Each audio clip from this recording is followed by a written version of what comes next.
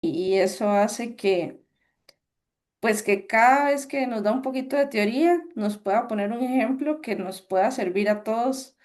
Y eso ha sido sumamente enriquecedor, de verdad lo valoramos muchísimo, Martín, y muy agradecidos porque eh, la gente lo ha sentido y te ha sentido además muy cercano. Muchísimas gracias. Sin más preámbulo, te doy la palabra para que des inicio y agradecemos a todos por su puntualidad. Y bueno, aquí estaremos. Bueno, buenas tardes. Muchas gracias, Cristina. Bueno, lindas palabras para las personas que no estuvieron en la clase pasada, la otra charla. Eh, bueno, como decía Cristina, hace más de 20 años que trabajo con animales de laboratorio. Soy el director actual del Bioterio Central y del Bioterio de Animales No Tradicionales de la Facultad de Ciencias Exactas y Naturales de la UBA de Argentina. Y bueno, y otras cosas como coordinador de SICUAL y también realizo trabajo en silvestría, en una reserva ecológica que tenemos en la facultad, en el predio de Ciudad Universitaria, con el tema de manejo de fauna. Así que, bueno, tengo experiencia en todas las especies tradicionales de laboratorio, desde ratón, rata, conejo, cobayo, alguna vez con jerbos, cerdos, arañas, víboras, en fin, con un poquito de todo. Así que bueno, ¿se escucha bien? Perfecto, perfecto. Bárbaro. Bueno, vamos a empezar. Le decía a Cristina que quizás hoy modifiqué la clase para agregar más material y me terminó siendo una clase bastante grande. Así que, bueno, voy a tratar de no aburrirlos y no hacerla eterna la clase, ¿sí? Bien. ¿De qué vamos a hablar en la clase de hoy? Bueno, vamos a hablar de cuáles son los factores estresantes para los animales. Vamos a hablar y definir volemia para los que no saben lo que es. Y cuáles son los efectos fisiológicos de la extracción de sangre. ¿Sí? Vamos a hablar bastante sobre este tema para entender un poco qué le pasa a nuestros animales. Vamos a hablar sobre la preparación de la zona de que vamos a seleccionar para extraer sangre. Vamos a hablar sobre las agujas, la localización de los vasos, cómo localizamos los vasos. Vamos a hablar sobre las técnicas que utilizamos con recuperación para extraer y aquellas técnicas que llamamos terminales, ¿sí? Que son como último paso antes de sacrificar al animal. Le agregué unas partes que me pareció interesante como para darle un lindo cierre, que son diferencias entre los sitios de extracción, ¿sí? Estuve recopilando algunas tablas de papers como para mostrarles un poco que vean que hay diferencias en diferentes sitios donde yo realice la toma. Y luego vamos a darle un cierre a la charla. ¿Sí? Bien, un poco cosas que hablamos, tenemos mucha relación con la clase anterior, ¿sí? Hay muchas cosas que se tocan directamente.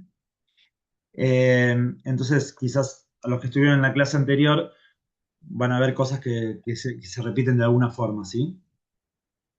Bueno, como todo, necesitamos primero minimizar cualquier tipo de estrés en los animales, ¿sí? Para cualquier cosa que realicemos nosotros.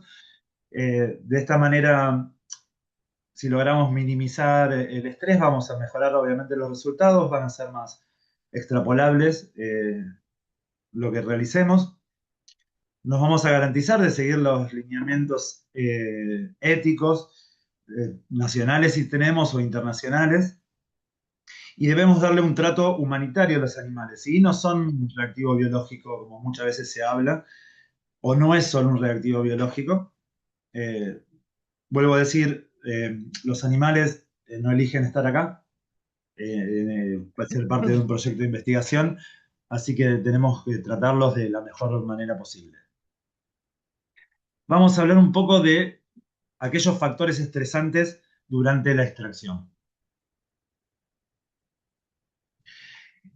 Algo fundamental al empezar a trabajar va a ser la manipulación, la sujeción y la inmovilización de los animales, ¿sí? Esto es un gran factor que genera un estrés muy grande. Entonces, si fallamos en esta primera etapa, arrancamos mal y lo más probable es que las cosas nos salgan mal. Es sumamente importante el entrenamiento, la capacitación y la supervisación del personal, ¿sí? Como dije en la clase pasada, las personas que ingresan empiezan de a poco a habituarse a conocer el lugar, a conocer sus animales, a conocer dónde están alojados los animales, cómo se comportan, cómo se mueven los animales. Empiezan a de a poco acercarse, tocarlos, asistir, empiezan de a poco a realizar las técnicas, ¿sí? La capacitación tiene que ser constante, sobre todo en los primeros pasos. Eh, una vez que la persona está capacitada y ha logrado mostrar habilidad para la técnica, tiene que ser supervisada, ¿sí? Para verificar que puede realizar bien las tareas. Perdón, no lo aclaramos, pero aquellos que tengan preguntas o quieran interrumpirme en algo, pueden escribirme por el chat, que lo puedo ver, y si no, pueden levantar la mano. También es fundamental en muchos experimentos, en algunos quizás no es tan necesario, pero cuando hablamos de experimentos que requieren más de una maniobra en el tiempo, es muy bueno y es muy útil el entrenamiento de los animales y la habituación de los animales a la manipulación y a las maniobras que le vamos a realizar. Debemos considerar que en algunos casos utilizar sedantes, tranquilizantes o anestésicos para mejorar la técnica, en algunos casos pueden ser recomendados y nos pueden ayudar mucho, no en todos. Eh, recordemos que, o sepamos, que los anestésicos en general lo que van a hacer es una vasoconstricción. Entonces, a la hora de acceder a un vaso, se nos va a dificultar más. Bueno, como cualquier maniobra que implique penetrar con una aguja en un tejido va a producir un dolor en los animales. Entonces, volvemos a lo mismo. El personal tiene que estar muy capacitado, ¿sí? En manejo del instrumental, más allá del manejo del animal. Insistimos bastante en la práctica constante y sobre todo en el estudio y la familiarización de la anatomía del animal, de la fisiología del animal y del comportamiento específico de la especie con la que yo estoy trabajando. Necesito conocer mi modelo, ya sea la parte anatómica y fisiológica, porque yo en muchos casos voy a acceder a vasos que no los veo o no están tan visibles y necesito saber, para empezar, dónde se encuentra y qué otras cosas tengo alrededor de ese vaso que voy a punzar, ¿sí? Y el comportamiento porque necesito saber cómo va a responder la especie, no solo en el momento de realizar la maniobra, sino en el momento posterior a la maniobra. ¿Qué es lo que voy a esperar yo una vez que realicé esa técnica en el animal? ¿Lo que está haciendo el animal es normal o no es normal? Necesito conocer muy bien a mi especie. Yo voy a mostrar otros tipos de simuladores o de maquetas. Acá hay otros que son disponibles comercialmente que se utilizan para el entrenamiento del personal para realizar diferentes maniobras, ¿sí?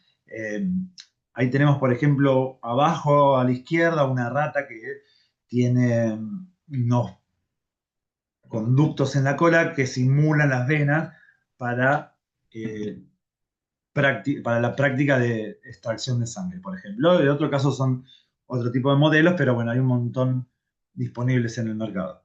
Más allá de el uso de cadáveres que siempre recomiendo, en cualquier bioterio, en cualquier establecimiento, siempre hay animales que se descartan y esos animales es un material muy útil a la hora de practicar y sobre todo entrenar personal nuevo. Como parte de las tomas de muestra, nosotros lo que vamos a tener son respuestas, podemos llegar a tener respuestas fisiológicas indeseables. Algunas son inevitables, otras son evitables. ¿Sí? Pero bueno, la toma de muestra es potencialmente estresante para los animales y muchas veces también para el personal. Y estas tomas de muestras van a incrementar, como se imaginarán, ciertas hormonas como los corticosteroides y también pueden alterar parámetros sanguíneos como el hematocrito o el recuento de glóbulos blancos. También la extracción de grandes volúmenes, pero en intervalos de tiempos inadecuados, va a generar una respuesta fisiológica indeseable. Entonces vamos a hablar sobre el volumen de sangre a extraer y para eso necesitamos definir la volemia. Se entiende como volemia al total de volumen circulante en un animal, en un individuo. ¿Sí? O sea, todo el volumen de sangre que posee un ser vivo lo llamamos volemia. En las especies que estamos hablando, rata, ratón, cobayo, conejo, se calcula como aproximadamente el 7% del peso corporal. Hay tablas que uno puede buscar, googlear, que pone volemia y figura. Hay pequeñas diferencias entre esas especies, pero más o menos rondan el 7% del peso corporal. ¿Sí? O sea, un animal de 100 gramos va a tener una volemia de 7 mililitros. ¿Sí? Uno de 10 gramos, un ratón de 10 gramos va a tener 700 microlitros. Cuando hablamos de animales obesos o ya de una edad más avanzada, es un 15% menos que ese 7%, ¿sí? La volemia. ¿Venimos bien hasta acá? Acá se empieza la parte más fisiológica para entender un poco qué es lo que pasa en el organismo del animal. Entonces, si de la volemia nosotros extraemos volúmenes pequeños de un 5% de la volemia, generalmente son bien toleradas por los animales sanos, siempre estamos hablando de animales sanos, ¿sí? Se genera una leve activación simpática por el proceso de manipulación y el estrés de la técnica, que lo que va a generar es un aumento de la frecuencia cardíaca, una vasoconstricción periférica y aumento de corticosterona y cortisol en sangre. No deberíamos encontrar cambios hematológicos significativos en ese tiempo. ¿Sí? O sea, es una intervención que genera mínimos cambios fisiológicos. Si en vez de sacar un 5% sacamos entre un 5 y un 10%, lo que se va a producir es un descenso leve del volumen de sangre circulante en el organismo. Va a empezar a aparecer taquicardia leve, va a haber vasoconstricción, se van a empezar a movilizar líquidos intersticiales al plasma. ¿Para qué? Para compensar esa salida de fluido que yo hice. Va a haber una disminución transitoria del hematocrito y la hemoglobina, ¿sí? Y puede aparecer o va a aparecer eh, estrés conductual. O sea, el animal va a presentar patrones de conducta atípicos que están relacionados con el estrés de la técnica y de la disminución de esa volemia. Si sacamos entre un 10 y un 15%, ya el animal va a empezar va a tener una hipovolemia, ¿sí? Va a ser ya fisiológicamente lo llamamos hipovolemia moderada. Va a haber una mayor activación neuroendocrina, aumento de catecolaminas, glucocorticoides, el sistema renina angiotensina aldosterona. Va a presentar una taquicardia bastante marcada. Las mucosas, o sea, nosotros cuando necesitamos ver el estado del animal, lo que vemos son las mucosas, ¿sí? Las mucosas en la boca, vemos alrededor de los ojos, las almohadillas plantar, la cola, todo lo que no tiene pelo. Va a haber letargo, o sea, va a estar como cansado el animal, va a estar cansado, somnoliento. Va a producirse un descenso de la temperatura corporal, ¿sí? Sobre todo en roedores pequeños.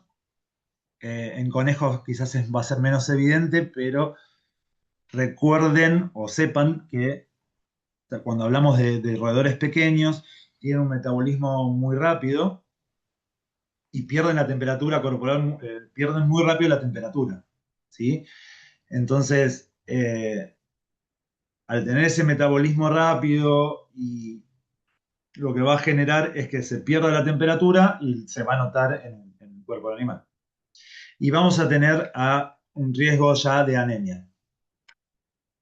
Cuando el volumen ya es mayor, un 15% de la volemia, los animales van a empezar a disminuir la perfusión tisular, o sea, va a ingresarle menos sangre a los tejidos, va a haber una disminución de la presión, va a haber mucha debilidad, colapso del animal, hipotermia ya más marcada, podemos tener shock hemorrágico. Entonces, ¿cómo vemos ciertos signos? ¿Cómo nos damos cuenta de un shock lo que llamamos shock hipovolémico? Lo que nosotros podemos notar, y se puede notar fácilmente en un ratón, entrenando el ojo y viéndolo, se va a notar un pulso rápido pero débil. Las mucosas, como hablábamos antes, van a estar secas y pálidas. Ya va a tener el color, va a perder el color característico y van a estar muy pálidas, muy blancas.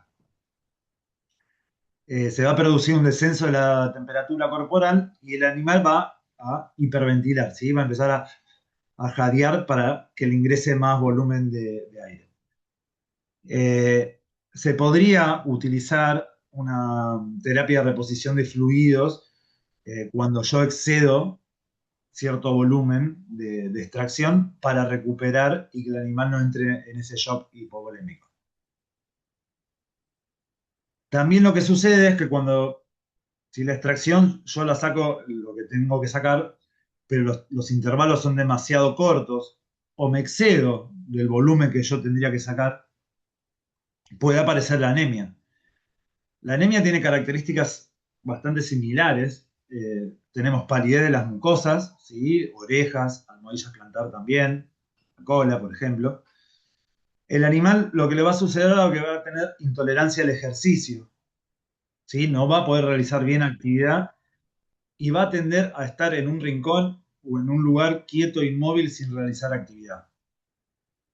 Ya en casos severos de anemia, el ritmo respiratorio va a estar aumentado, aunque sea el animal que esté en reposo.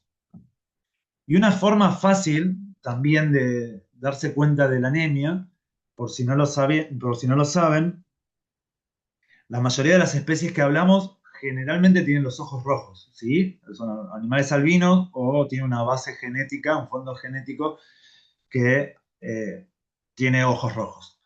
Entonces, los ojos rojos de los animales en realidad no son rojos, sino que son transparentes, y lo rojo que vemos son los plexos que tienen detrás de los ojos. O sea, tiene toda una serie de capilares detrás de los ojos, y el rojo que vemos es la sangre que está detrás.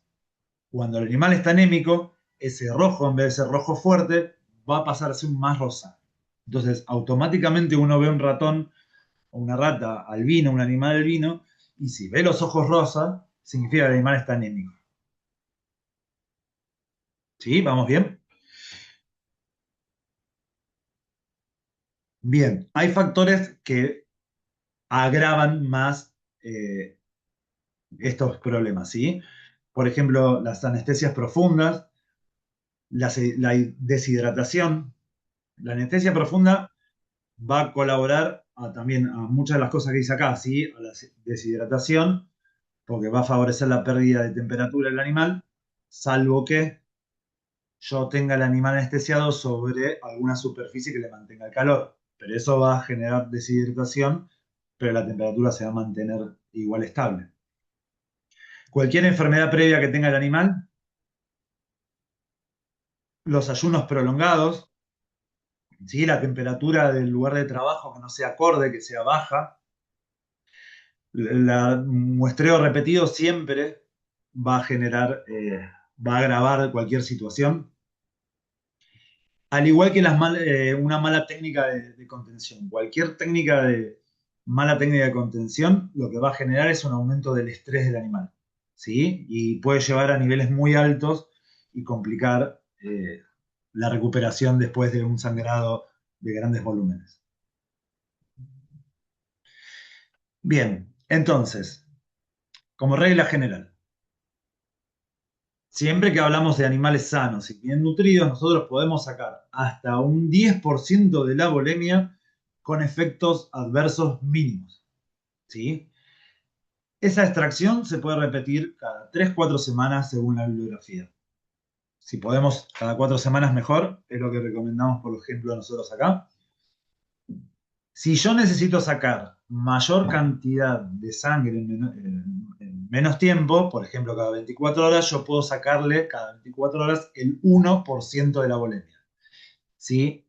Si respetamos esos tiempos, el animal puede recuperarse y evitar cualquier dificultad posterior. Entonces, para resumir esta primera etapa, el volumen de sangre a extraer va a depender de la volemia, de la frecuencia del muestreo, de la especie, va a depender, y puede depender de características individuales del mismo modelo. Entonces, tengamos en cuenta que mayor muestreo, frecuencia de muestreo, vamos a tener mayor estrés y mayor modificación de parámetros sanguíneos. Entonces, la cuestión de todo esto es mejorar nuestro entrenamiento, refinar las técnicas para disminuir el estrés y la modificación de cualquier parámetro de los animales.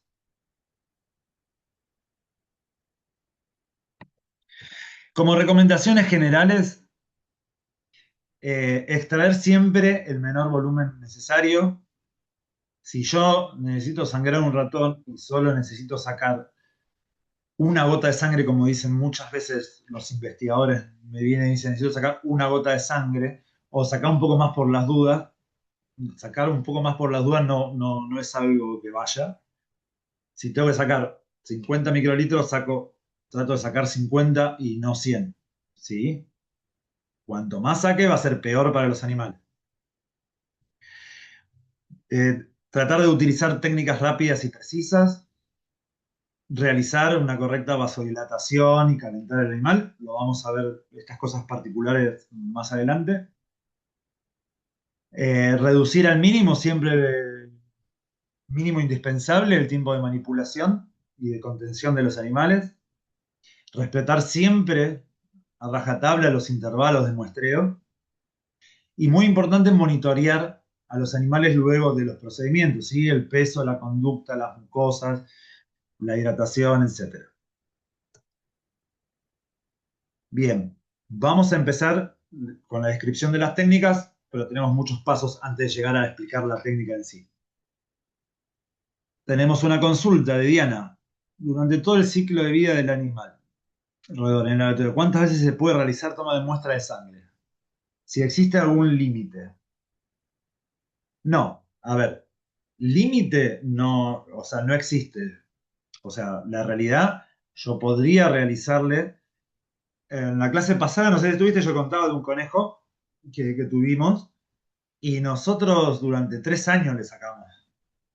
Durante 3 años, todos los meses le sacábamos sangre. No hay, o sea, no hay ningún problema. Si respeto todo y el animal tolera todo lo que yo hago, no debería tener problema. Eh, He tenido experiencias con ratas que le sacábamos una vez por semana durante muchos meses sin ningún problema. ¿Sí? O sea, como problema no hay. O sea, lo que pueden surgir son un montón de problemas relacionados con la mala realización de la técnica o no cuidar las medidas para no contaminar al animal. Pero no hay. Después podría llegar a ser que los comités de ética de diferentes lugares, de sus lugares de trabajo, puedan acotar ciertas cosas, pero después, como problema, no. En teoría podría hacerlo. Bien, antes de describir las técnicas, lo primero que vamos a decir es qué volumen de sangre yo necesito sacar del animal. Si hablamos del menos del 10% de la volemia, ¿sí? O sea, pretendo que el animal siga vivo, podemos optar por técnicas sin anestesia general o con anestesia. Si hablamos sin anestesia general, bajo anestesia, podemos llegar a canular algún vaso del animal, animales quizás más grandes. Tenemos la vena gingival que se utiliza, tenemos la yugular que se puede utilizar. Sin anestesia tenemos, por ejemplo, la vena safena, la vena submandibular, la vena coxígea, que es la vena de la cola. Y también se puede hacer en rata y ratón el corte de la porción terminal de la cola. ¿Sí? Es una parte que no tiene hueso. Cuando necesitamos sacar más del 10% de la volemia, estamos hablando de procedimientos que se realizan bajo anestesia general y sin recuperación. Tenemos, por ejemplo, la intracardíaca. Podemos tomar directamente de los vasos torácicos o abdominales. Se puede utilizar la retroorbital y se puede decapitar al animal para obtener una sangre. Es más sucia, pero se puede utilizar. Bien, vamos a hablar sobre la punción venosa y arterial. Lo primero que vamos a hablar es sobre la preparación de la zona, ¿sí? Lo que nosotros tenemos que realizar es poder lograr es una buena asepsia de la zona. Para ello, lo primero que tenemos que hacer es realizar una tricotomía, ¿sí? La tricotomía es el corte de pelo de la zona donde yo voy a trabajar. Vamos a aclarar una cosita. Todas las partes que yo hablo de acá en adelante sobre todas las maniobras previas están apuntadas en general a todos los animales y a un ideal, ¿sí? La realidad que muchas cosas, por ejemplo, una tricotomía, para extraer sangre de la vena coxígea a una rata o un ratón no es necesaria porque básicamente no tienen pelos, tienen muy pocos y no es necesario el rasurado. El rasurado lo que nos logra es visualizar primero el sitio donde voy a trabajar y segundo, garantizar que el producto que utilice como antiséptico toque la piel y haga su trabajo. Entonces, esto es como general. Podríamos usarlo para ciertos lugares y se utiliza para ciertos lugares, rata y ratón, por ejemplo, pero por ejemplo, cuando hablamos de un cerdo, un conejo, ya es más habitual y es algo normal utilizar este tipo de técnicas como la tricotomía. Hay varios métodos para realizar la tricotomía, ¿sí? La rasuradora es uno de los métodos aconsejables. Hay rasuradoras pequeñas, más pequeñas que las que se usan habitualmente en veterinaria o mismo en nosotros, eh, que sirven para rasurar la piel de los animales, los pelos, perdón, de los animales. Podemos usar tijeras. Las hojas de bisturí no están muy aconsejables porque suelen dañar más la piel, al igual que las afeitadoras. Y cremas depilatorias también hay y no son aconsejables porque son más, generalmente más irritantes. Pero una rasuradora o una tijera, cortando con cuidado, son los métodos de elección. Bien, una vez que retiramos el pelo de la zona donde vamos a trabajar, tenemos que hacer la limpieza y la asepsia de la zona. Lo que se tiene que hacer es el lavado de la zona con agua y un jabón neutro, por ejemplo. Se enjuaga ese producto, se desengrasa, o sea, se le saca la grasa propia de la piel y se le coloca antiséptico. Normalmente lo que utilizamos en pequeños roedores directamente se puede utilizar directamente el alcohol 70 como desengrasante y antiséptico a la vez. ¿Sí? ¿Se puede mejorar eso? Sí, se puede mejorar. Podemos pasarle alcohol y luego otro antiséptico, como por ejemplo, que lo comenté la vez pasada que usamos en Argentina, iodopovidona.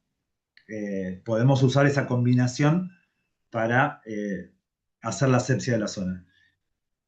Estos pasos, como le decía, esto, por ejemplo, yo trabajé con cerdos y nosotros hacíamos cirugías cardíacas y pulmonares y el trabajo era así. O sea, yo inducía al cerdo y realizaba todas estas maniobras antes de poder abordar cualquier vaso. Era otro el cuidado y la necesidad que yo tenía en mi experimento. Quizás en otros experimentos no es tan necesario porque el animal no prosigue en el tiempo y su vida es más corta. Bien, rasuramos la piel, hicimos la asepsia. ¿Cómo elegimos el tamaño y el calibre de la aguja? Yo no voy a dar exactamente para la vena X está la aguja, ¿sí? Porque es relativo. Hay un montón de tablas en la bibliografía, por todos lados hay tablas, así que no voy a ahondar eso, simplemente voy a explicar un poco para que se entienda cómo seleccionar ese tamaño de aguja y largo de aguja. Lo que se sugiere, la bibliografía sugiere es que se elija el calibre de aguja, ¿sí? Lo más posible del tamaño del vaso. O sea, tiene que ser un tamaño justo un poco menor al tamaño del vaso. ¿Para qué? Porque si el tamaño es muy pequeño, va a generar mucha turbulencia y la sangre se va a embolizar. Entonces, la idea es que sea casi del tamaño un poco más pequeño que el vaso. Entonces, por ejemplo, si la aguja es demasiado larga, va a ser más difícil manejar, sobre todo si hablamos de rata y ratón, especies pequeñas. ¿Sí? Volvemos a lo mismo, no es lo mismo un cerdo. O sea, no me va a variar en un cerdo la aguja, el tamaño, si sea muy larga o más corta, pero en un ratón sí. Va a ser más difícil de manejar y va a favorecer la coagulación de la muestra. Cuando el calibre es muy pequeño, también favorece la coagulación. Y esto es lo que yo le decía, al haber tanta diferencia entre el vaso donde yo obtengo la muestra y mi aguja, se va a romper la sangre y se va a hacer una hemólisis. Y cuando la aguja es más grande que el vaso, va a favorecer al hematoma, o sea, la sangre va a ingresar en la aguja, pero otra parte se va a ir a la zona periférica y va a generar un hematoma, con todas las complicaciones que puede llevar en un hematoma en estos animales. Entonces, utilizando el mayor calibre de aguja posible en relación al vaso con el que yo trabajo, ¿no? Lo que vamos a garantizar es que nos aseguramos que la extracción sea más rápida, o sea, menor tiempo de manipulación, menor estrés para los animales y para nosotros. Siempre hablo de lo mismo. Para muchas personas es estresante y ayuda a que dure menos los procedimientos. Disminuimos el riesgo del colapso venoso o arterial y vamos a disminuir el riesgo de coagulación y de hemólisis de la muestra. Bien, rasuramos, hicimos antisepsia, elegimos la aguja. ¿Cómo localizamos ahora la vena? ¿Sí? Necesitamos, como hablamos al principio, hacer un exhaustivo estudio de la anatomía del animal para saber dónde está y cómo, por dónde pasa. Entonces ahora necesitamos hacer una vasodilatación. ¿Para qué hacemos la vasodilatación? Para que ese vaso aumente de tamaño y me facilite la toma del muestra y que la sangre salga más rápido. Tenemos varios métodos. Uno es la obstrucción del retorno venoso, ¿sí? También se llama ingurgitación, que es como podemos hacerlo como se hace el ser humano, con un lazo en el vaso para obstruir el retorno venoso, ¿sí? Una bandita elástica, una goma, algo que, o propio dedo haciendo presión en el vaso para que la sangre no vuelva. Podemos utilizar calor para generar la vasodilatación. Comercialmente hay cajas destinadas de estilo rack ventilados que se utilizan para aumentar la temperatura donde está el animal. Se pueden usar, si no, eh, almohadillas térmicas debajo de la caja. Se pueden usar lámparas rojas que aumentan la temperatura. Podemos usar algo más sencillo, como que es poner inmersión la cola del animal, si estamos hablando de una rata o un ratón, eh, en agua tibia, siempre teniendo el recaudo de constatar la temperatura del agua, ¿sí? Me ha pasado muchas veces ver usuarios de animales que no controlaban y terminaban quemando la cola del animal.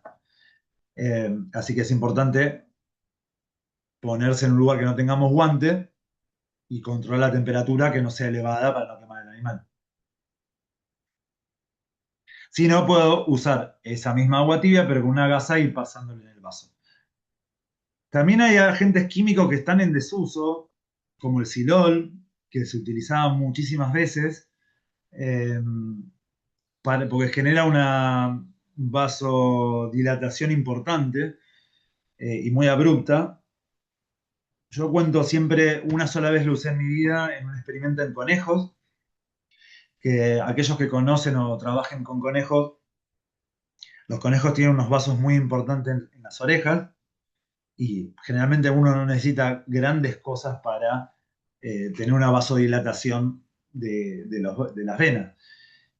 Pero, ¿qué sucede? Como cualquier persona que se estresa y tiene miedo o lo que sea, lo que genera es vasoconstricción periférica. Entonces, uno tenía el vaso hermoso, gigante, lindo, agarraba la aguja, ponía la aguja así y desaparecía el vaso.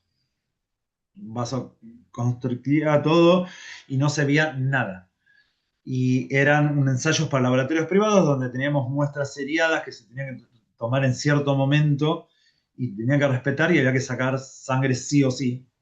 Y en ese caso utilizábamos Silol, pero como tiene puesto ahí, provoca muchas erupciones, es irritante, tóxico, genera costras.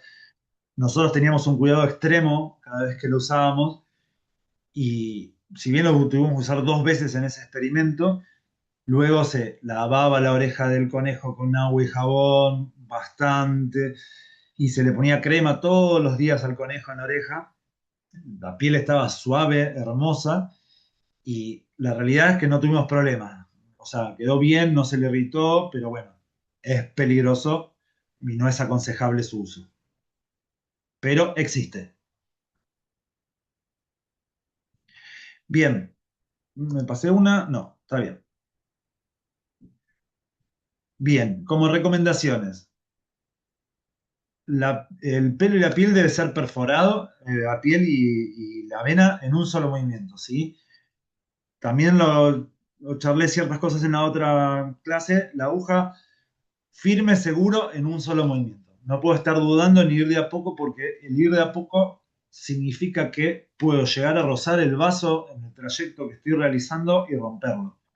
Y se rompió el vaso y soné. Entonces, yo localizo mi lugar, agarro la aguja y voy en un solo movimiento y perforo todo de uno. Siempre con el bisel hacia arriba, ¿sí? Recuerden, el bisel hacia arriba, si lo pongo al revés el bisel, va a actuar como sacabocado. Y acá tenemos un gran problema. O sea, le va a sacar un pedacito de piel y ese pedacito de piel va a quedar en la aguja. Entonces, cuando yo trate de extraer, me va a tapar, o si quiero inyectar algo, se va a ir por sangre y es un émbolo que tapó algo. Así que no, o sea, siempre el bisel hacia arriba. Los ángulos de inserción de la aguja siempre son casi en paralelo, lo más paralelo posible, ¿sí? Para ir perfecto en el vaso y atravesarlo de una. Y tengamos que tener en cuenta algo que también se comentó en la charla de administración, que muchas veces pasa, y sobre todo en pequeños animales, no tanto quizás en un conejo que tiene una presión distinta en los vasos y todo, pero sí es muy común en ratón, por ejemplo, o en rata, que uno ingresa al vaso, ve que el cono se le llena de sangre y dice, estoy en el vaso, genial, vamos para adelante, y cuando retrae el émbolo no sale sangre. Uy, y prueba, prueba nada y sale sangre, un montón de sangre. Lo que pasa muchas veces que, imagínense el tamaño de la vena de la cola de un ratón o de una rata. Son muy pequeños, sobre todo la del ratón. La presión que yo genero al retraer el émbolo, si lo hago muy fuerte, lo que va a hacer es lo que está puesto ahí, efecto pared, que lo que va a hacer es que la aguja lo que va a hacer es absorber el vaso, el endotelio del vaso y se va a pegar al bisel. Entonces lo va a tapar y no va a pasar nada, no va a salir sangre. Entonces cuando lo mueva, que saque la aguja, va a salir un montón de sangre porque el agujero estaba y yo estaba en el vaso. Cuando sucede eso, lo que hay que hacer es, estoy en el vaso, creo que me pasa eso, empiezo a girarla para los costados para que se despegue. Entonces van a ver que cuando se despegue va automáticamente a salir sangre en ese volumen que yo retraí. Retraje, perdón, retraí. Estamos mal. En algunos casos puede ser útil y recomendable ingresar simplemente con la aguja y luego con la jeringa, siempre que no necesitemos sangre estéril, obviamente. Acá en esta está puesto lo de elegir el tramo menos tortuoso, o sea, menos con recorrido, porque está referido más que todo a los conejos. Lo hablamos en la parte de administración para los que no estuvieron. Siempre que punzamos, vamos lo más distal posible al animal. ¿Por qué? Porque si yo tengo mi vaso que es en la cola de mi animal acá, y yo punzo acá y erré, y acá está el animal, toda esta parte del vaso ya no me sirve porque se colapsó. Entonces, si yo empiezo acá y fallo, voy más para arriba, voy más para craneal, más para craneal, más para craneal, y tengo muchas más posibilidades de tomar muestras. También tenemos que tener en cuenta que hay otros elementos que podemos usar y son útiles, como los Avocat, que son esas agujas que se encuentran abajo, que dejan como una cánula puesta, o las cánulas mariposa, que son las de abajo, que voy a comentar una linda anécdota cuando mi primera experiencia, primera y por suerte única experiencia con cerdos. Lo que me pasó a mí cuando trabajé con cerdos eran lechones de 20 kilos, eran chiquitos. Era un hospital de Argentina que se llama Garrahan, que es un hospital pediátrico, y los cerdos se usaban como modelo de entrenamiento para trasplante de corazón y de pulmón. Eso es lo que hacíamos nosotros. Y me acuerdo del primer día, el veterinario me dice, bueno, vamos a preparar a un lechón. Me dice, ese. Entra al corral, lo agarra de la pata de atrás al cerdo, lo levanta, le clava una intramuscular y lo suelta. Todos los lechones, todos los cerdos del corral estaban todos gritando como locos, desesperados los animales. Yo estaba pálido, totalmente transpirado de los nervios que tenía y me bajó la presión. Me puse muy mal. Y digo, hay que buscar otra manera, no puede ser la forma, por ejemplo, no puede ser jamás la forma de, de hacer una premedicación, una inducción en cerdo, no puede ser la forma esa. Y lo que usé, que me funcionó re bien y cambiamos por suerte la metodología, fue usar las cánulas mariposa, ¿sí? Las de abajo, como la naranja, y lo que hacíamos era poner la cánula en la jeringa y los cerdos, para los que no saben, tienen eh, como una joroba, que es una masa grande acá de grasa. Entonces lo que hacíamos era, íbamos cambiando al lado del cerdo con la aguja puesta así, poníamos el cerdo, se la clavábamos directamente en la masa esa muscular y íbamos caminando al lado administrándole. No se enteraba ninguno de los cerdos, salvo el cerdo que lo pinchamos, pero seguía su camino lo más bien, le íbamos administrando ahí y ni lo tocamos al cerdo. Y el cerdo caía en 2 segundos después. Pero bueno, nos sirvió muchísimo. Y en algunos otros casos, como animales grandes, son útiles ambos dispositivos. Bien, espero que sigamos bien porque no hay preguntas ni nada, así que bueno, o se durmieron o me desconecté de internet. No, no me desconecté. No. Bien, estoy. Eh, bueno, bien, vamos ahora sí a hablar de las técnicas, ¿sí? Vamos a hablar un poco de las técnicas, básicamente las que están acá, salvo la de abajo de la izquierda, pero es una variante nada más, pero vamos a hablar un poquito. Acá lo que les contaba era lo que decía los vasos de la oreja del conejo. Tenemos dos venas marginales. eh, Creo que ven mi punto, el puntero lo ven. ¿Sí? Estas son venas, acá hay otras venas. Y en el medio pasa la arteria. A esto es lo que me refería con parte tortuosa. Fíjense que tiene un recorrido muy variable y luego se hace recto. Entonces, estos son los sitios de elección. En este caso está rasurada ya la oreja y lo que hacemos acá, si se fijan, haciéndole presión, una obstrucción mecánica para que la sangre no vuelva. La técnica no es muy complicada en sí, el animal tiene que estar inmóvil en un cepo o en algún tipo de dispositivo. Yo les había contado, al principio usábamos cepos, luego dejamos de usar los cepos y empezamos a usar unas telas gruesas que lo envolvíamos al animal. Y en casos muy particulares, cuando el conejo este, que durante 3 años le sacamos sangre, no usábamos nada. El conejo colaboraba solito, estaba acostumbrado, sabía que tenía recompensa luego de la técnica y ya estaba acostumbrado, así que no usábamos dispositivo alguno de contención. Simplemente alguien le hacía un mimo y él se quedaba. Eh, Como el animal básicamente no se mueve nada o casi nada, lo que hacemos es fijar con la mano, darle un sustento al vaso, a la zona donde quiere inocular e ingresar paralelo al sitio de punción. También se puede, que se usa bastante habitualmente, sobre todo la gente que usa anticuerpos y todo, las fotos de abajo que son por goteo de la arteria del conejo. Tiene mucha presión la sangre, o sea, son vasos muy grandes y funciona muy bien y no hay ningún problema de hacerlo así. Fernanda Toledo, hola Fer. ¿Se podría utilizar anestesia local en zonas donde debemos hacer la punción? Por ejemplo, en vena de la cola u oreja.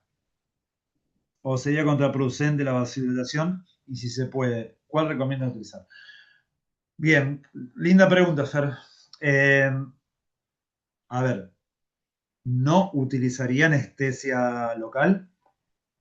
Sí, quizás sí utilizaría, en rato ratón no los utilizaría porque lo que les comentaba antes nos va a generar una vasoconstricción. Entonces es algo contraproducente en vasos tan pequeños.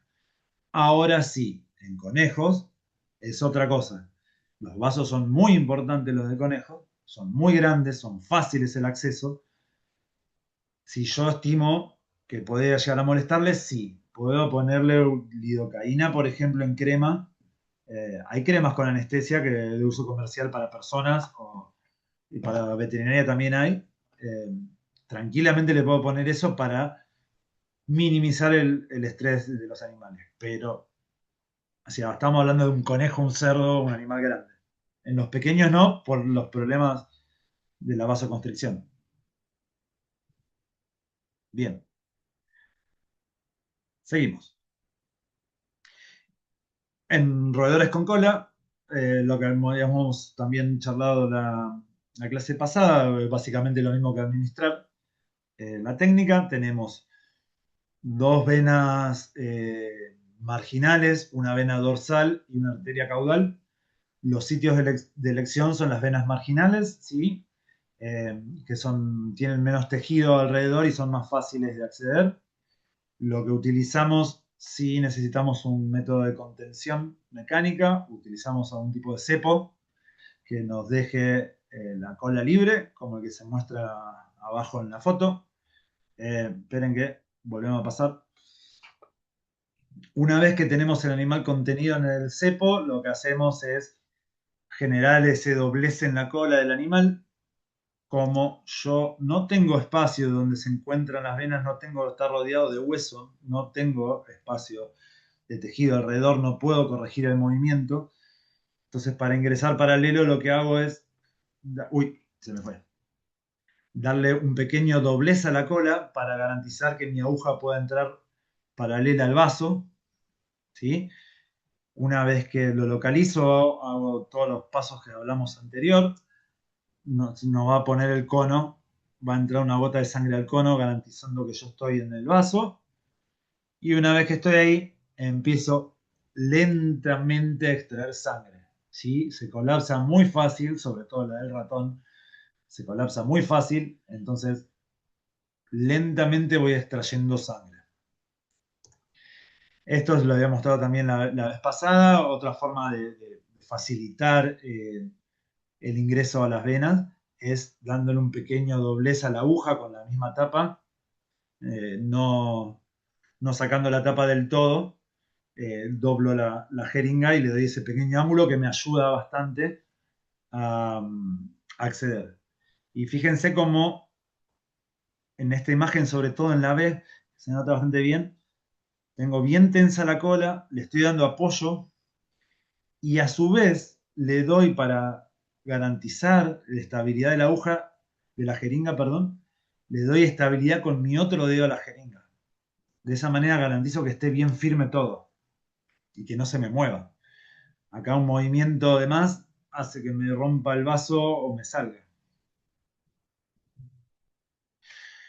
Bien, una técnica muy, muy utilizada, que es relativamente, tienen pocos años de antigüedad. La van a encontrar como vena submaxilar, vena facial, también la pueden encontrar. Hay trabajos en España que dicen la técnica del hoyuelo.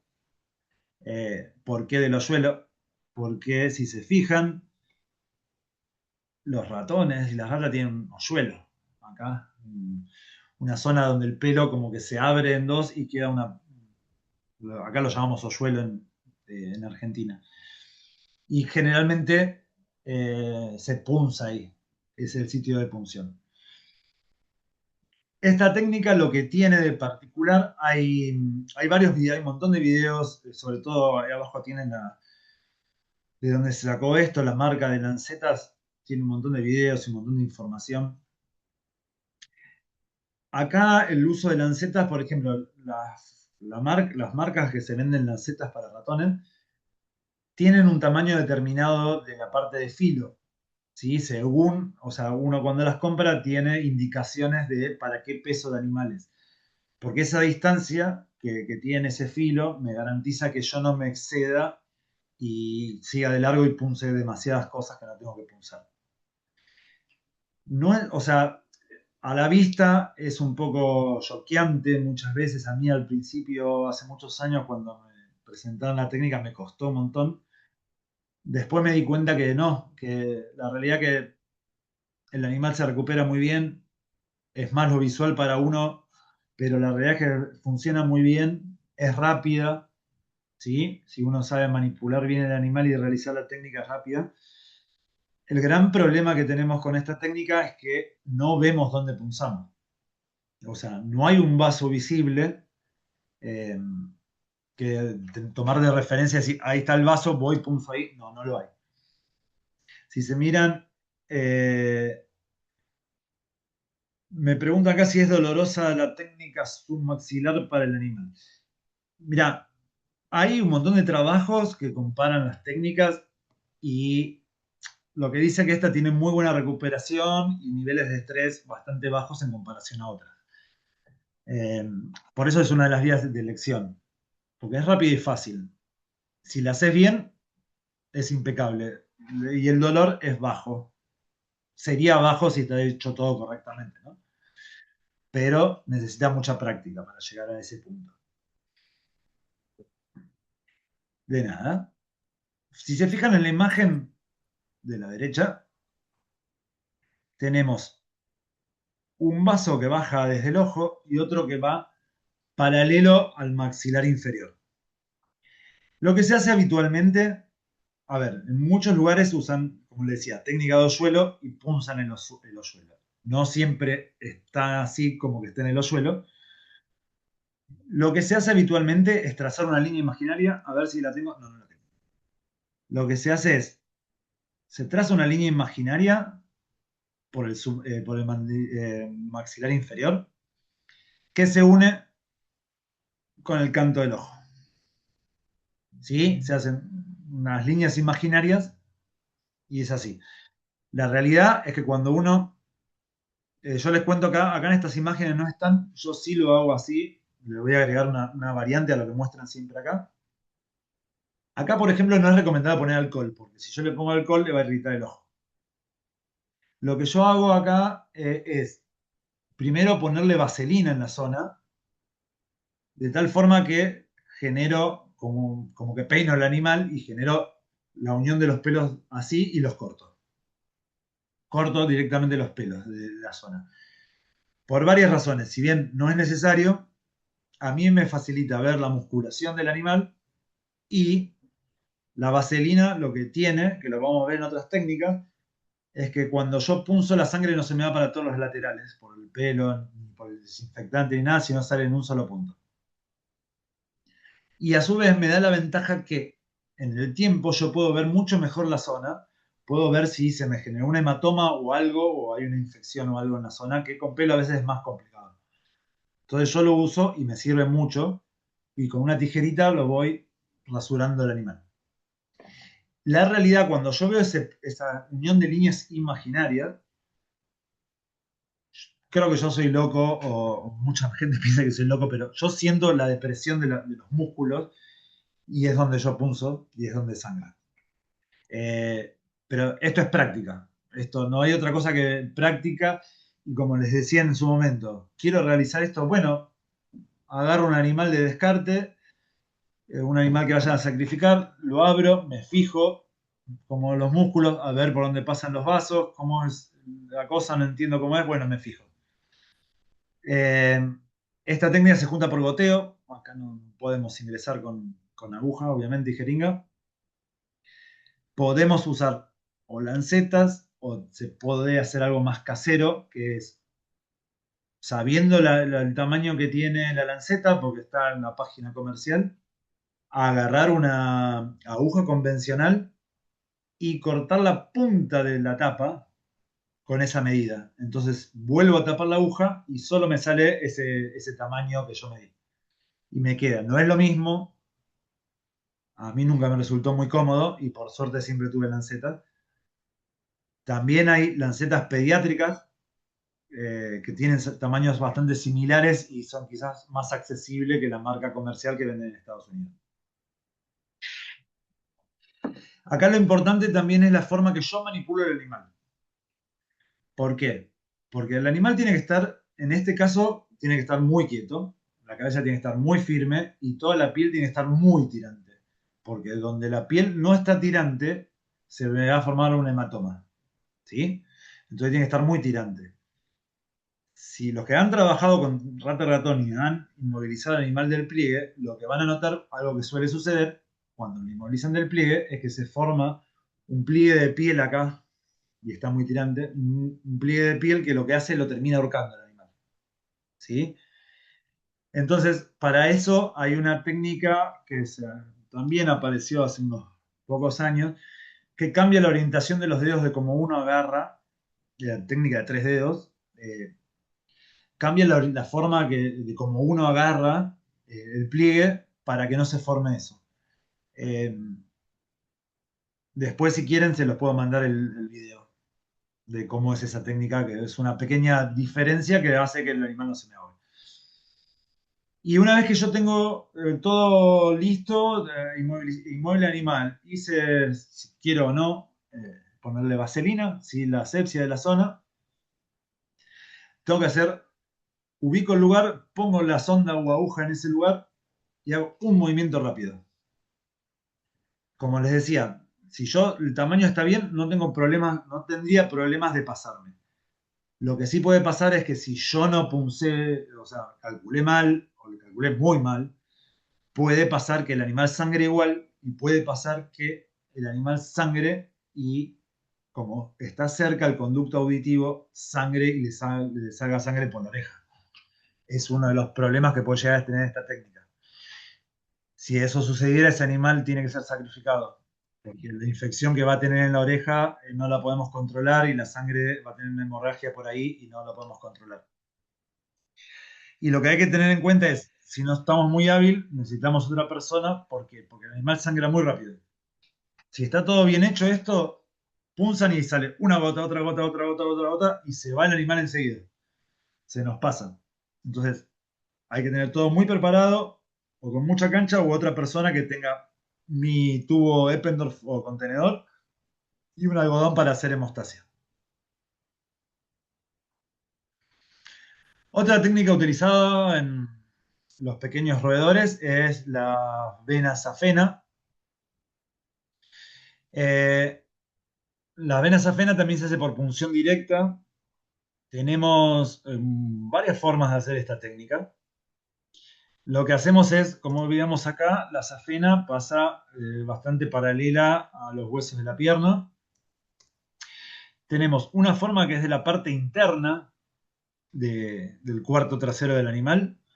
Eh, en todos los casos que hablamos acá, tenemos que rasurar, ¿sí? Porque en la parte interna no vemos muy bien dónde está el vaso. Una vez que rasuramos, en un ratón se ve dónde pasa la vena. Acá sí utilizamos también vaselina. Si se fijan, acá no se llega a notar muy bien. Bueno, acá sí en el de abajo se nota mejor. Son los tubos de laboratorio, los tipos Falcon, que se utilizaron para hacer cepo, para inmovilizar al animal. Se le hace un agujero en la punta para que pueda respirar, se ingresa el animal y se traba el miembro contra el borde del tubo y con la otra mano se tiene la cola y el animal queda inmóvil, solo exponiendo el miembro que yo quiero trabajar. Y si se fijan, es una sola persona trabajando sin ningún problema. También lo que pueden ver en la foto de abajo es una jeringa que no tiene aguja y tiene adentro puesto un elástico para hacer una especie de, de torniquete para obstruir el retorno venoso, ¿sí? Y hacer la vasodilatación. Y acá la de arriba es la parte interna y la de abajo es la lateral externa. Que si se fijan normalmente en un animal se ve, o sea, se ve el vaso en las patas de los ratas y los ratones, de los cobayos y los hámsters, se ven perfectos. Y lo que hacemos es simplemente ubicar el vaso y punzarlo. Nada más que eso y por goteo juntar. Esta es una de las técnicas que se utilizan en hámster, cobayo, en esas especies donde no tenemos un vaso grande visible que podamos utilizar con aguja y jeringa. ¿Sí? Acá hay otra imagen mejor. En este caso es un animal, una rata, que es la externa. Si se fijan, se ve el vaso, se ve normalmente. A veces lo que sucede es que cuanto más grande el animal, mayor tejido tiene, se ve perfecto igual, pero se puede mover el vaso y a veces se complica, no es tan sencillo decir, ah, lo veo y lo punzo, sino que tengo que tratar de trabarlo para que no se me vaya el vaso cuando introduzco la aguja. Pero se saca muy bien la sangre de acá y no es tan invasiva como anteriores. En estas especies que hablamos, pero te puede hacer tranquilamente en rata, eh, otra vena, otra vía que se puede utilizar es la vena gingival, ¿sí? La que está dentro de la boca, eh, se ve muy bien, sobre todo en hámster se ve muy bien. Lo que hacemos es no con jeringa, pero sí se puede punzar y por goteo tomar muestra de sangre, lo que sí tenemos el animal anestesiado. Una vez que realizamos la técnica, lo que necesitamos hacer es cortar esa hemorragia que generamos. Y a esto lo llamamos hemostasia, ¿sí? Aplicamos un algodón con alcohol, perdón, un algodón seco en el sitio de punción, hacemos una prensión continua en ese sitio por varios segundos y verificamos que luego que no sangre. Y algo muy importante, yo sangré el animal, todo lo devuelvo a su jaula.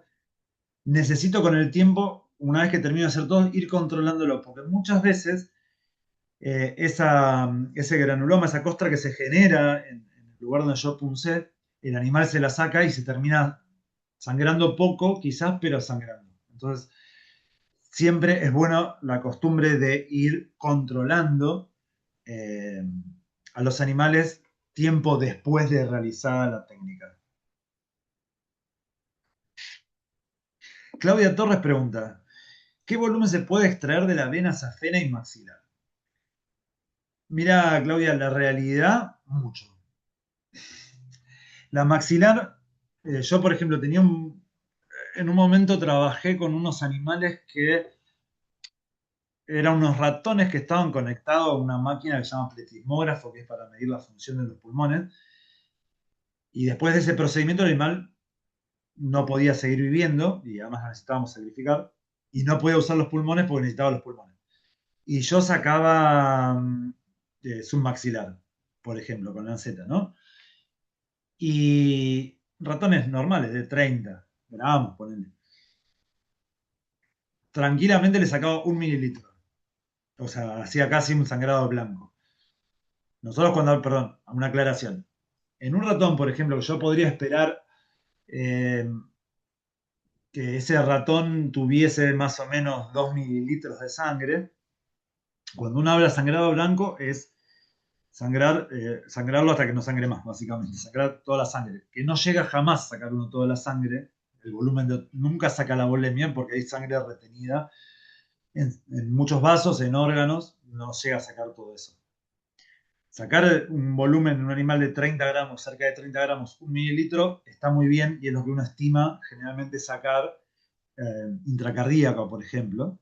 Puede sacar más, sí puede sacar, yo he sacado más, pero digamos, generalmente no es necesario. Tranquilamente podés pasarlo.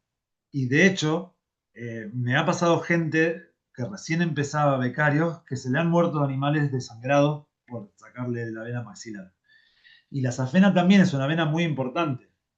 Quizás la safena puede ser que depende en qué parte tome la muestra, eh, puede ser más probable que se colapse antes. Puede ser, pero tranquilamente podría sangrarlo un montón. Es difícil llegar a blanco en esas dos técnicas, pero casi, pero podés. O sea que el volumen es muy grande. Por eso yo le decía, la maxilar, la submandibular, hay que tener sumo cuidado porque se nos pasa enseguida el animal. Y en la safena yo lo hice en ratas y también nos pasaba lo mismo. Teníamos que sacar 500 microlitros y el animal llegábamos a los 500 en 2 segundos y seguía sangrando y no lo podíamos parar. Son vasos importantes. Así que la realidad es que podemos sacar mucho. Bien, efectos adversos de las punciones estas que estábamos mencionando. Uno son las hemorragias. Por una hemostasia deficiente podemos hacer mal la hemostasia, el animal vuelve a su caja y se empieza a desangrar. Puede haber problemas de coagulación, mismo por usar alcohol, mismo por defectos genéticos del animal. La formación de hematomas por el sangrado, por mala realización de la técnica.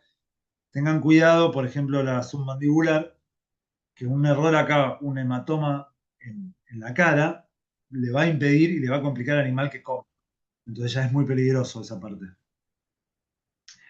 Podemos tener tromboflebitis, ¿sí? Por una punción inadecuada y resto de sustancias irritantes en la jeringa, como le mostré en la imagen de la clase anterior.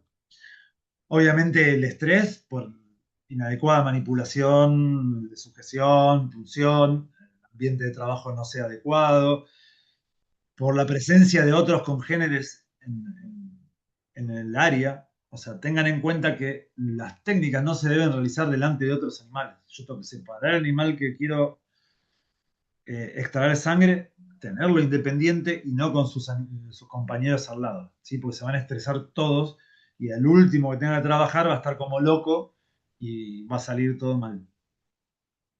Se pueden producir infecciones en los lugares de punción, ¿sí? Por una antisepsia inadecuada o por no desinfectar bien las cosas. Puede producirse flebitis, bueno, daños nerviosos, ¿sí? Por no conocer bien la anatomía o excedernos a la hora de punzar. Hay otra técnica que estaba también en la charla, que figuraba, que es la que se llama habitualmente retroorbital, ¿sí? Seno o plexo, porque la rata tiene plexo, creo que es, y el ratón seno. Retroorbital son cuestiones histológicas, pero básicamente es un entramado de capilares que se unen detrás del ojo. Esta técnica la explico, si bien no es una técnica que habitualmente se utilizaba muchísimo en la antigüedad, hay gente que la sigue usando, muchos comités no la recomiendan ni autorizan, salvo que sea técnica terminal. ¿Alguien tiene el micrófono abierto? Ahí va. Gracias. Una vez que se empezó a utilizar la submandibular, esta quedó obsoleta y les voy a explicar por qué.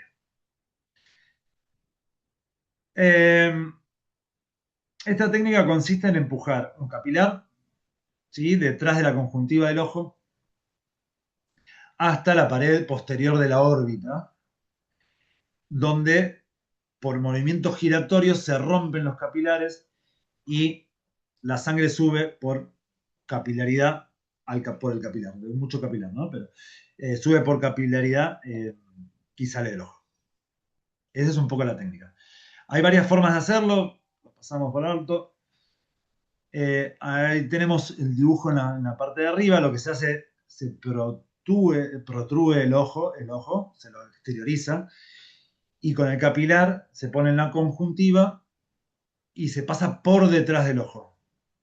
Entonces, una vez que está detrás del ojo, se hacen movimientos giratorios, se rompe y la sangre sale. ¿Sí? Un asco. Esta es peor que la submandibular. Antes se usaba muchísimo, de hecho se usaba en muchos lugares sin anestesia, que era peor todavía, una técnica muy antigua. ¿Qué pasa? Esta técnica tiene demasiados efectos adversos, ¿sí? Hematomas retroorbital e intraocular, hemorragias, daño del nervio óptico y otras estructuras. Se puede producir dificultad para cerrar el ojo, generando úlceras y rotura de córnea, rotura del glóbulo ocular, rotura parcial total de hueso, bueno, en fin. Un montón de aspectos adversos que lo hacen una técnica no recomendada, que se puede utilizar, porque hay gente que todavía la sigue utilizando como técnica terminal en un animal anestesiado en plan anestesia quirúrgica, ¿sí? Se hace la técnica y se sacrifica al animal. Para eso sí, pero no encontraría la ventaja para por qué usarla. La mayoría de la gente lo usa por costumbre, pero no es una técnica que tenga sentido su uso. ¿Sí? Bueno, un poco de lo que hablábamos. Otra técnica que sí se utiliza, y en todo caso es mucho mejor, y obtengo sangre mejor, es la punción cardíaca. ¿Sí? Estamos hablando de técnicas terminales. Voy sacando estas cosas porque todavía nos quedan unos minutos más y ya vamos 1 hora 10. Hay varias formas de realizar la técnica, ¿sí? Depende de las comodidades y gustos del operador o cómo le enseñaron. Vamos a ponerlo directamente en las imágenes. Pero básicamente, lo primero, a las personas que lo realizan, lo que yo siempre recomiendo es usar un animal de descarte para ver dónde se encuentra ubicado el corazón y la distancia que hay hacia las paredes de la cavidad torácica. Entonces, acá tenemos un esquemita de cómo estaría puesto el corazón. Yo esta forma que les voy a explicar una forma que es la que me enseñaron a mí y a mí me resulta más cómoda que otras, que es al revés de lo intuitivo. La mayoría de la gente lo pone de cúbito dorsal del animal y sobre un lateral ingresa a la cavidad torácica y generalmente la gente lo hace del lado izquierdo porque el corazón está más cerca del lado izquierdo. Yo aprendí y lo realizo así hasta el día de hoy al revés, del lado derecho. Si bien lo puedo hacer de ese lado, me resulta más incómodo. ¿Por qué?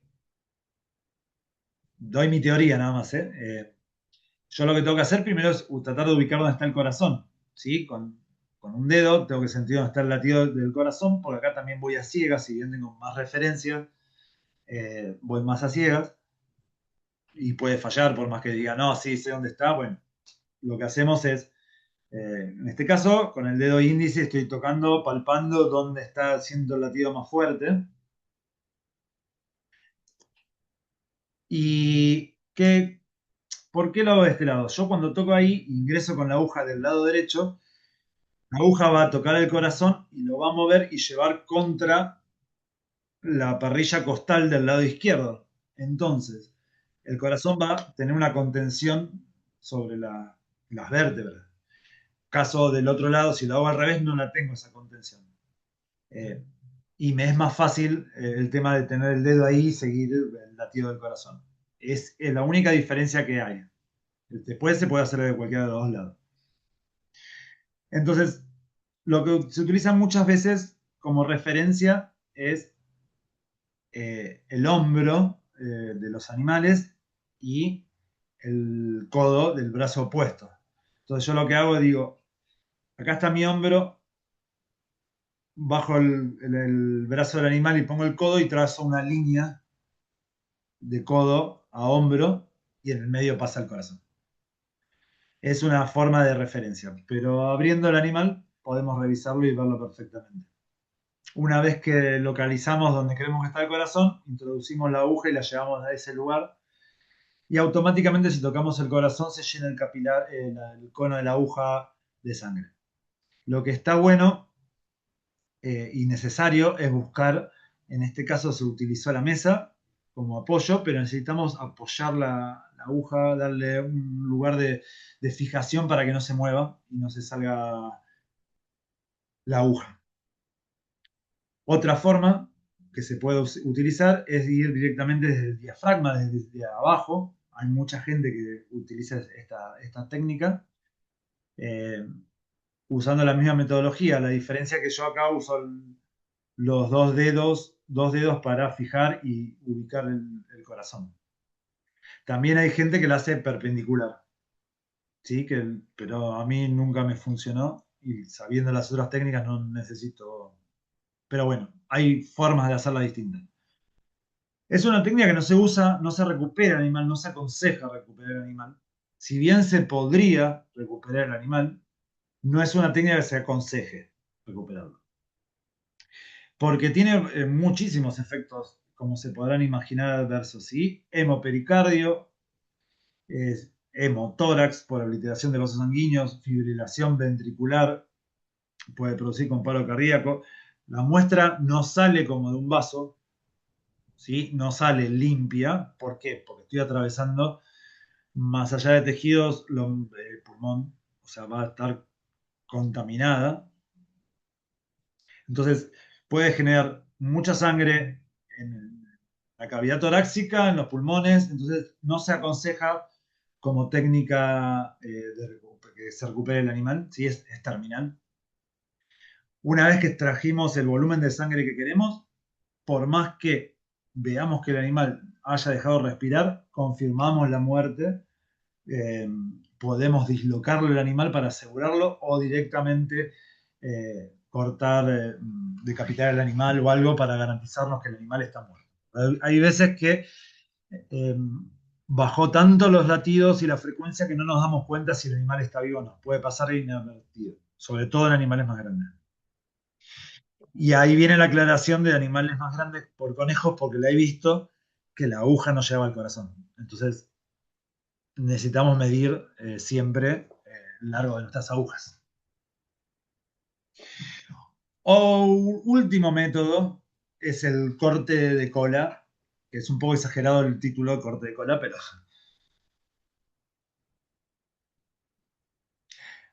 Fanny pregunta, ¿cómo me aseguro que el animal, en este caso un ratón, está totalmente anestesiado antes de hacer la punción cardíaca?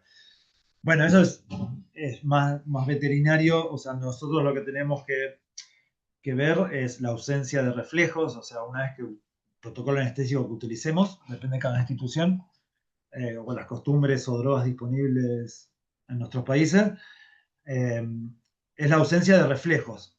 O sea, lo más habitual es el podal, o sea, agarrar las patas traseras y punzarla con la uña o con una pinza para ver si el animal tiene el reflejo de retirada. ¿Sí? Funciona así. Algunas drogas también pierden el reflejo de papilas, de las papilas, y también cambia la respiración del animal. Pero con punzar uno debería ver que el animal, si el animal pierde ese reflejo, depende de qué droga esté usando, debería funcionar bien. Es decir, está en plano quirúrgico. Cuando hablamos de corte de cola, vamos a pasar.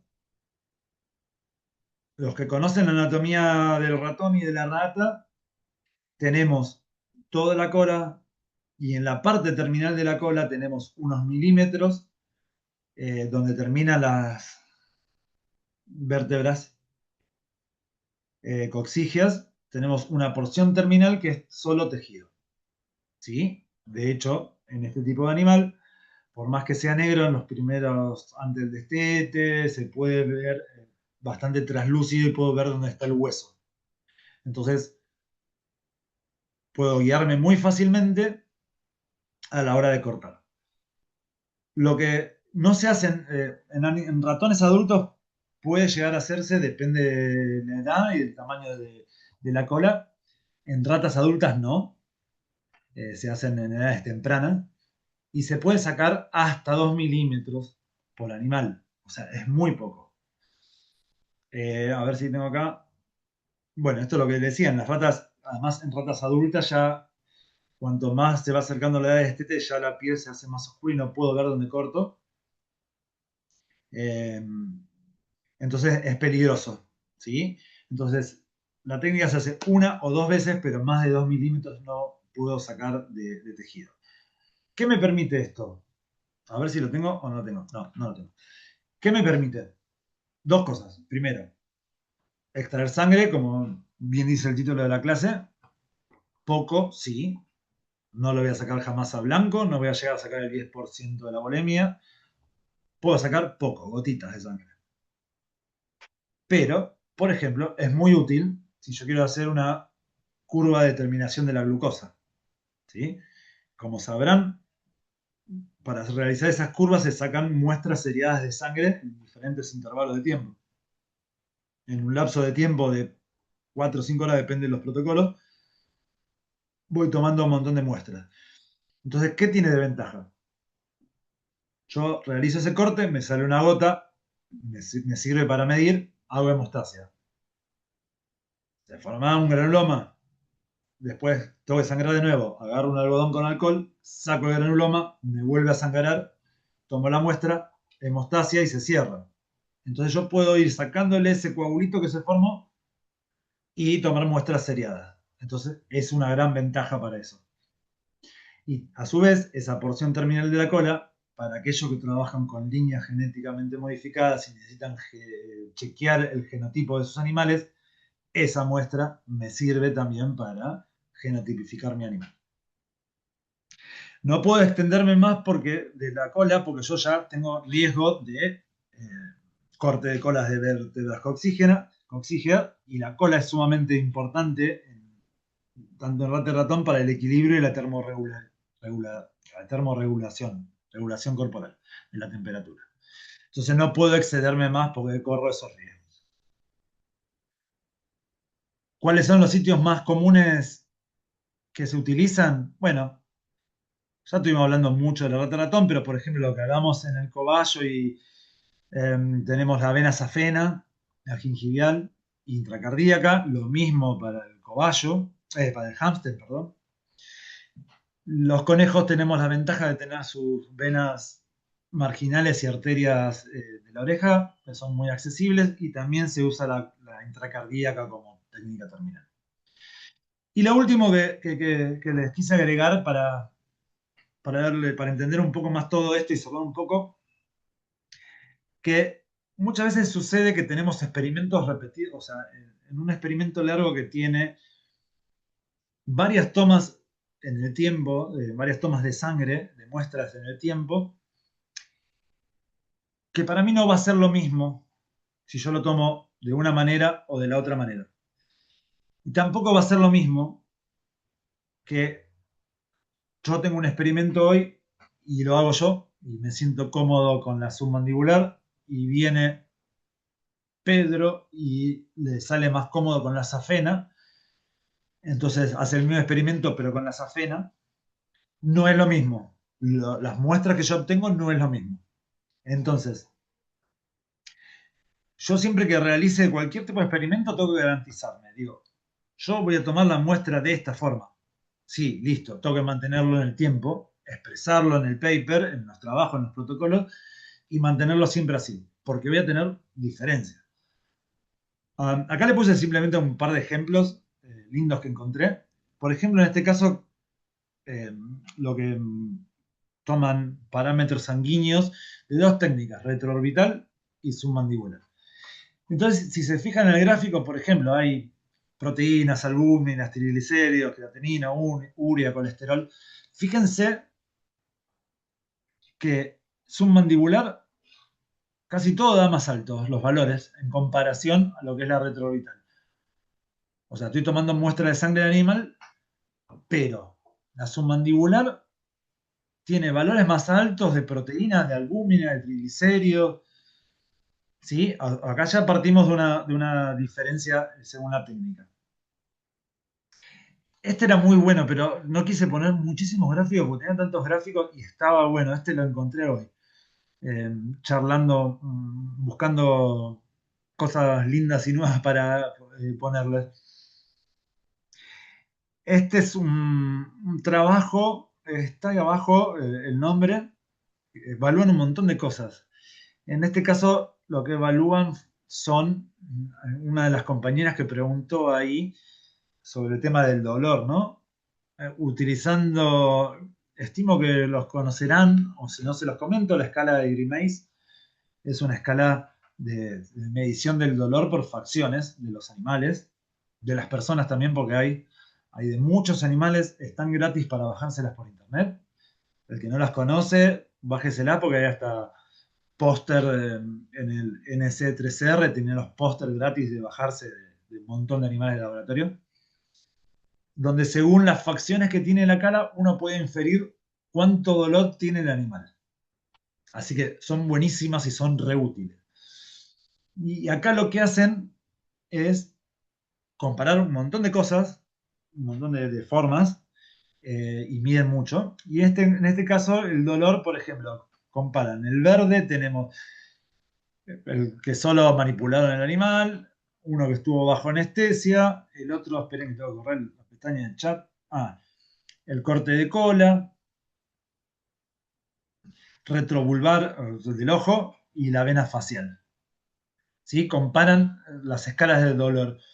Bueno, en este caso son bastante similares el dolor entre la retroorbital y la vena facial. En comparación a todo el resto, son mucho más altos. O sea, el corte de cola es como la que no me entero mucho qué pasa con el animal. Y de hecho es así, generalmente no necesitamos ni movilizarlo el animal, al ratón para hacerlo. Si está bien hecho. Bien, acá lo que comparan este trabajo un poquito más viejo, ya tiene casi 20 años, es la safena con el corte de cola. Y acá lo que comparan son el recuento de blancos, ¿sí? El recuento de blancos, linfocitos, neutrófilos, donde vemos que se ve más elevado el recuento de blancos en el corte de cola. Que si uno a ver, los que saben un poco de fisiología o algo, tienen lógica, porque la sangre periférica tiene mayor recuento. O sea, si yo quisiera medir algo que afecte a mi animal y hacer un recuento de blancos, tengo que elegir bien de dónde voy a tomar la muestra.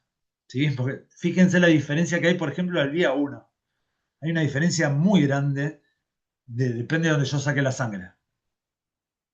O sea, lo importante es cuál elijo. Bueno, quizás necesito poco sangre, uso la vena de la cola. No hay problema. El tema es informarlo y siempre mantenerlo en el tiempo esa técnica.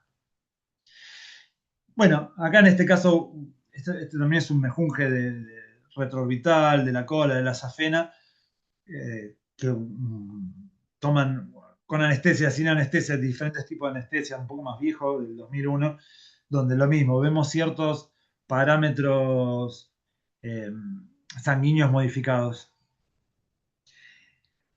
Bueno, una clase larga. Como hablamos en todas las clases, como se habla en todas las clases, lo importante, ante todo, es el animal, es el bienestar del animal. Eh, necesitamos lo fundamental de todo, las técnicas se aprenden, es más, menos práctica. Necesitamos esto de poder manipular bien a los animales, de tener confianza en nosotros y que los animales tengan en nosotros. Eso va a garantizarnos que casi todo esté bien. O sea, después es apuntar un vaso, sacarle sangre, pero digamos, si el animal, toda la primera etapa está bien contenido por nosotros, no está estresado en demasía o no está estresado, nos va a facilitar un montón de cosas. Y como le digo, hay cosas que no necesitan a veces manipulación. Podemos llegar a no necesitarla o que sean mínimas. Nunca realizamos procedimientos frente a otros animales, ¿sí? huelen, escuchan, ven. No podemos tener animales en el mismo, uno al lado mirando cómo le sacan sangre a otro. ¿Sí? Tiene que ser separado todo.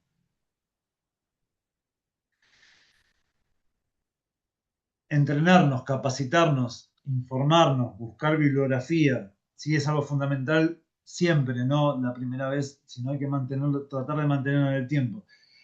Es muy útil y es muy lindo eh, este tipo de seminarios para esto, para escucharnos y ver, decir, uy, che, mirá, yo no, esto lo hago de otra manera, no sabía que existía eso, wow, estoy haciendo mal algo o voy bien. O aprendo algo nuevo, uno puede aprender algo nuevo y eso es lo lindo de todo esto. Necesitamos estudiar y conocer nuestro modelo. Anatomía, fisiología, comportamiento, saber cómo se relaciona con sus congéneres, si está con sus congéneres o no, pero saber cómo se maneja el animal, saber bien la anatomía y la fisiología. Y es importantísimo tener paciencia, ir tranquilo. Eh, la charla anterior les había dicho, hay días que tenemos mal día nosotros, que pasamos cosas, que tenemos vida fuera del trabajo, y hay veces que no estamos preparados para hacer cosas, y hay veces que esto nos afecta mucho, hacer este tipo de técnicas y reiteradas veces. Necesitamos hablarlo con la gente, con nuestros compañeros, con nuestros superiores, y decir, hoy no puedo, no estoy capacitado, me pasa esto, lo que sea, pero necesitamos siempre para trabajar y sobre todo en estas cosas, estar tranquilos, tener paciencia. Ya, muchas gracias.